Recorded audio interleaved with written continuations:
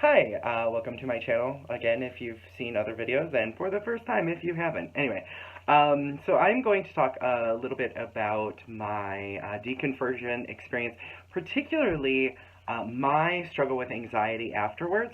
Now, I do want to, first of all, I want to give a disclaimer. Okay, so I'm not a professional, I'm not a doctor.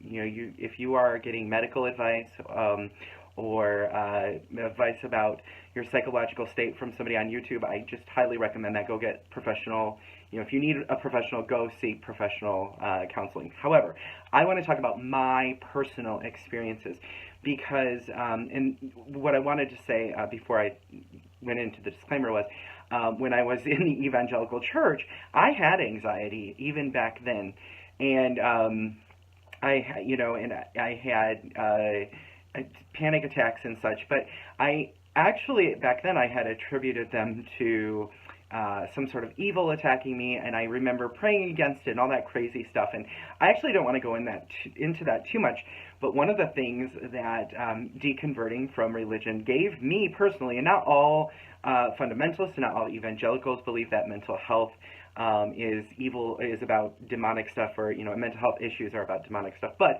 my branch actually did kind of attribute a lot of that to evil forces and evil spirits. So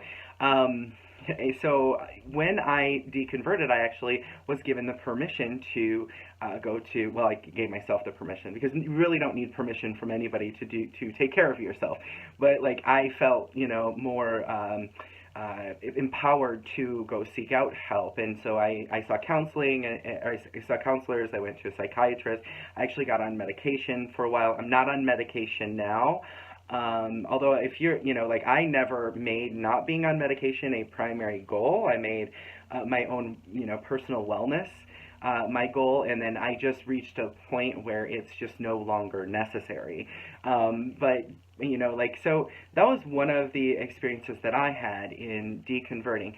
And I also, I think that the reason why, I had so much anxiety is some of the ways that I grew up. I mean, I grew up, and I took religion very seriously, the religion of my parents, very, very seriously when I was a child.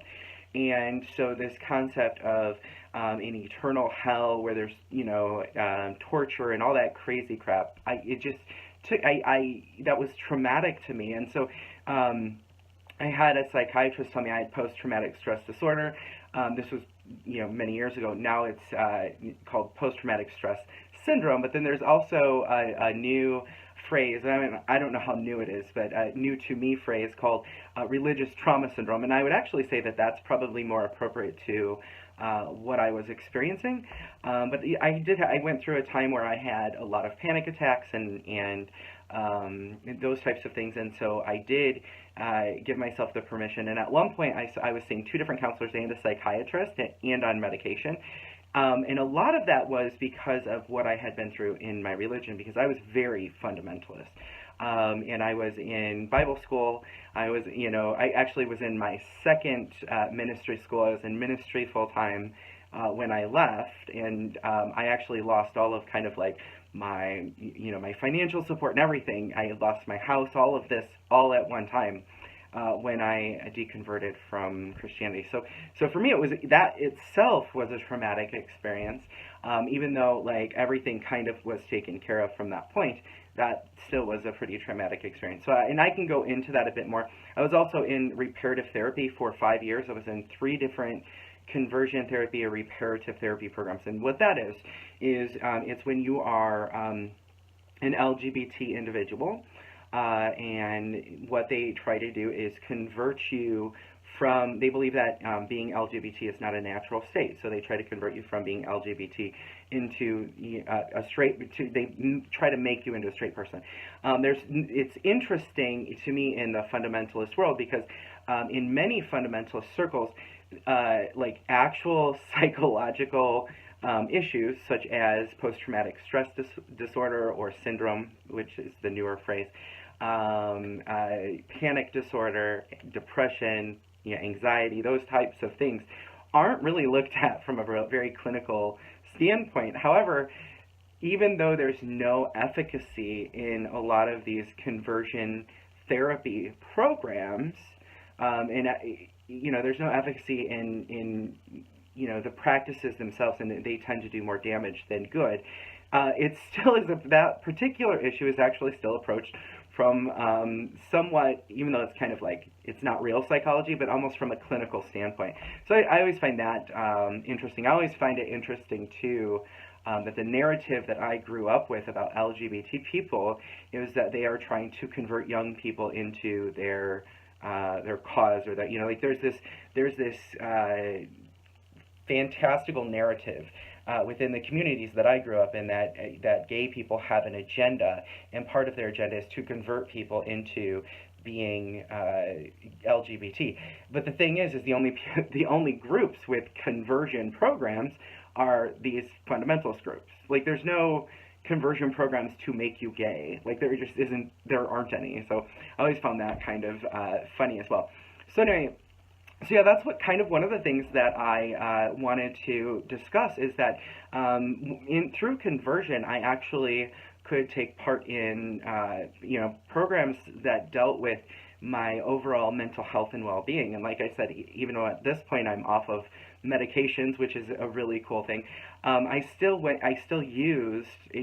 utilized scientifically proven methods to kind of untangle. And I believe a lot of my anxiety and even depression was directly associated with the way that I grew up.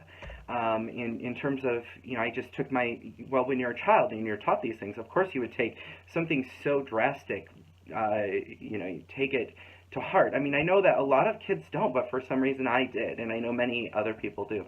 So I think that was part of it. A lot of my journey has just been untangling certain limiting beliefs that I have from evangelicalism. I know that Julie Can't Cook was just addressing this, and by the way, congratulations, she just hit 100 subscribers on her YouTube channel, so congratulations on that. But she was talking about how when she hit 100, she kind of like addressed this whole concept of it's not okay to be proud of myself. It's not, like I have to give glory to God, essentially. So she has a whole video about this. And the one thing I've learned, even though like I am a lot farther out, it's been almost 14 years since I left evangelicalism. But so I'm kind of a ways out. But even still, like occasionally I will have mindsets that were drilled into me from childhood kind of come up in like everyday interactions with people. And I still have dealt with, anxiety and things like that. I mean, just, I would say 4 years ago, I had this time where I was very agoraphobic. I actually moved, I won't get into, it's a long story.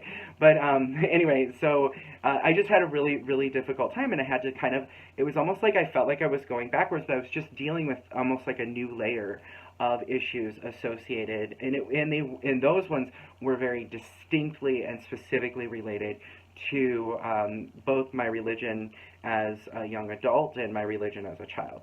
I actually had a time when I was younger, when I first realized that I was gay, that I was just non-religious for a little brief moment of time. What had happened was I came out, and to me, when I realized that I was gay, was actually kind of a relief. And I was just like, oh, okay. I mean, that just makes sense. And so for me, it was more matter of fact. And even though like I had people come against me, and that was traumatic for me as a teenager, it wasn't even a thing that I really thought about very much. It was just like, well, okay, so if they're wrong about the gay thing, they must be wrong about everything else. What ended up happening, though, is when I was 20 years old, I was hit by a car, and I had to go through a fairly long recovery process related to being hit by the car, and I came to the conclusion that had happened. I know this will sound insane to most people because it is insane, but because of the way that I was raised, I viewed this particular instance as a punishment from God for me being gay and rejecting the faith. And so I went full on into very hardcore religion for, like I said, about 5 years. And that's when I went into conversion therapy. Went to Bible school, was going to be a minister full time. And by the way, not all of that was a horrible time, but I'm even looking back, like I probably wouldn't change anything because those experiences made me who I am today, and I like who I am today. But those, it's just running into those paradigms that you're trained to believe as a child, or even being in a fundamentalist community. Pride cometh before the fall, and all kinds of crazy concepts that you're taught. And what that means, pride cometh before the fall, is don't be prideful, don't be boastful, and give God all the glory for everything. Which, okay, whatever, but like as Julie had pointed out in her video, sometimes we did a lot of the work to, like, if we get a degree, we actually put effort in to do these things. So I totally resonated with what she said about that. So let me look at my list. Oh, I was going to just mention briefly some of the things that really worked for me in terms of kind of untangling, because I've reached a place in my life where I just don't struggle with anxiety as much anymore. Now, I'm not saying never, but like occasionally I'll feel almost like a panic attack coming on, but I use emotional freedom technique and thought field therapy.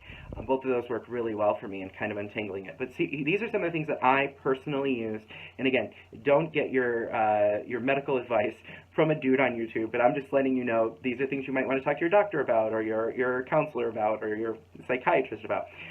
Counseling, medication worked for me really well for a long time. Like I am definitely a thumbs up on that. I know a lot of people are kind of resistant against that, and I do understand that the drug companies, I'm not really a fan of what they do, but if you have the ability to utilize that system, sometimes that is, at least in my personal experience, for me that was the best option for a while. It just wasn't a permanent option, but it was the best option for a while. Emotional freedom technique and thought field therapy are something that I just mentioned. There's a guy on YouTube named Brad Yates. His channel is really awesome. If you want to check that out, I highly recommend it. Meditation, meditation really, I think that has been a catalyst in in satiating my panic attacks, because it was when I started doing meditation regularly and changing my diet, those two things, the panic attacks just stopped. In fact, I have a funny story. That food changes was one of the things on my list on things that helped me. I had no idea how I reacted to some foods, and so I did this program called Whole30, and it's where you cut out certain foods and then you start reintroducing foods and see how you react to them. And I went a whole 30 days. I actually did it a little longer than 30 days, but I went a whole 30 days without any panic attacks, any anxiety when I did this program. And then I was reintroducing foods, and I reintroduced sugar. I had a panic attack the next day. And I was like, okay, I think that sugar is not something that my body really deals with very well. And then I reintroduced dairy, cheese, and I had a panic attack, which I was totally bummed about. But I've actually found good substitutes for dairy in my life. My husband and I do paleo, and we do an 80-20 paleo. If you're not familiar with that, I actually don't want to talk. I don't want my channel to be about paleo, but it has been a really good experience for us personally. And if I would recommend the book, the Whole30 book, or there's a whole bunch of information online about it. I mean, those are, at least for me, those were programs that were sort of like life-changing programs. So, or that was a life-changing program. So anyway, and we went on paleo, the 2080 paleo, just because we reached the end of our 30 days, and we started reintroducing things, and we're like, you know what, we just feel so good like this, eating this way, that we kind of got into the habit after 30 days that we're like, we might as well just eat this way, now it's just our norm. So that's what happened to us.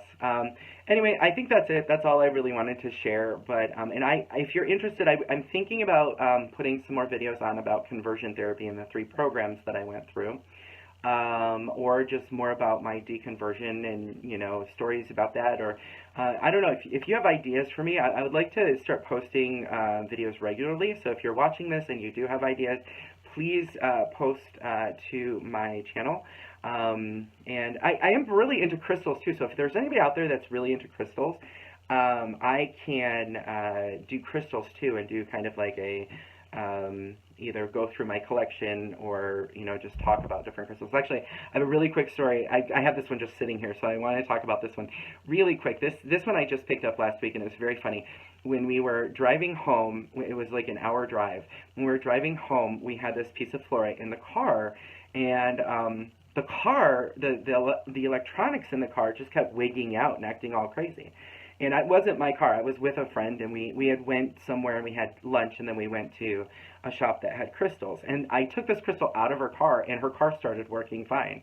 And she called me up. She said, "I think it was the crystals," because I bought a bunch of them. But I actually think it might have been this one, because a couple days later, I had this sitting next to my nightstand in my bedroom. And I woke up and so occasionally I still have pain related to getting hit by the car, and a lot of, you know, sometimes back pain. Well, and I'm also overweight. I'm sure that contributes as well. But I mean, a lot of it, like, you can see when they do scans and stuff, you can see where I've been injured. Anyway, so like I don't know what I was even thinking, because I've never done this before with any crystals. But I grabbed the crystal and I put it right against where the pain in my back was, and it was immediately gone, and gone for the whole day.